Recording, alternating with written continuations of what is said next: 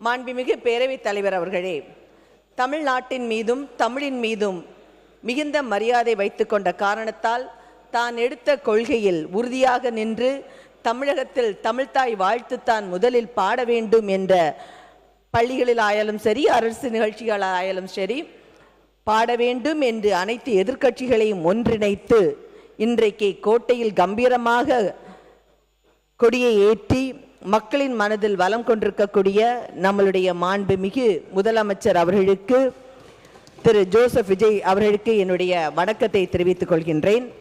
அதை போன்று மாண்புமிகு முதலமைச்சர் அவர்களே, ஆட்சியிலும் அதிகாரத்திலும் பங்கு தந்து கூட்டணி கட்சிகளுக்குரிய மரியாதை கொடுத்த எங்களுடைய பெருந்தலைவர் காமராஜரனுடைய ஆட்சியை இன்று, அதை போன்ற ஒரு ஆட்சியை இன்று காங்கிரஸ் கட்சியின் கடைகோடி தொண்டர்கள் அனைவரும் விரும்பிக் கொண்டிருக்கிற நேரத்தில் ஒரு ஸ்பார்க்காக எங்களுக்கு தந்த மாண்புமிகு முதலமைச்சர் அவர்களுக்கு காங்கிரஸ் கட்சியின் சார்பாக எங்களுடைய மனமார்ந்த நன்றியினையும் தெரிவித்துக் கொள்கிறோம்.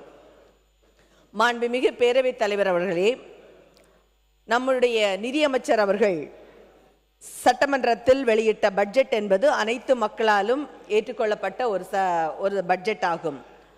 இது ஏழை எளியவருக்கான ஒரு பட்ஜெட். இந்த பட்ஜெட்டை புரட்டி பார்க்கும் பொழுது இந்த நிதி நெருக்கடியிலும் மக்களுக்கு வாக்கு கொடுத்தபடி விவசாய கடன் தள்ளுபடி ஆகட்டும், தாய்மாமன் தங்க மோதிரம் சீராகட்டும், சூப்பர் கிளாஸ் ரூம் திட்டமாகட்டும், 200 யூனிட் கரண்ட் தள்ளுபடி ஆகட்டும், வேலைவாய்ப்பு ஆகட்டும், மதுபான கடைகளுடைய எண்ணிக்கையை குறைப்பது ஆகட்டும், சிங்கப்பெண் திட்டமாகட்டும், தொழில் முதலீட்டாகட்டும்,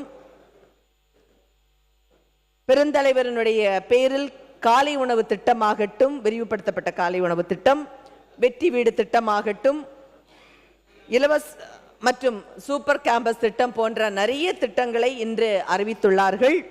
இது போன்ற எண்ணற்ற திட்டங்கள் மக்கள் மேல் நலன் சார்ந்து அறிவித்திருப்பது உள்ளபடியே மகிழ்ச்சியாகும். குளச்சல் தொகுதி மக்கள் சார்பாக என்னுடைய நன்றியை தெரிவித்துக் கொள்கின்றேன். மாண்புமிகு பேரவைத் தலைவர் அவர்களே, மத்தியில் ஆழ்கின்ற பாஜக தலைமையிலான மோடி அரசாங்கத்திடமிருந்து தமிழகத்துக்கு வர வேண்டிய நிதிகளை பெற்று தருவதற்கு காங்கிரஸ் கட்சி என்றும் உங்களுடன் உறுதியாக இருக்கும் என்பதை இந்த அவையின் வாயிலாக தெரிவித்துக் கொள்கின்றேன். மாண்புமிகு பேரவைத் தலைவர் அவர்களே, இருமொழி கொள்கையை பாதுகாப்பதிலும் காங்கிரஸ் கட்சி என்றும் உங்களுடன் துணையாக இருப்பதும் என்பதை இந்த அவையில் தெரிவித்துக் கொள்கிறேன்.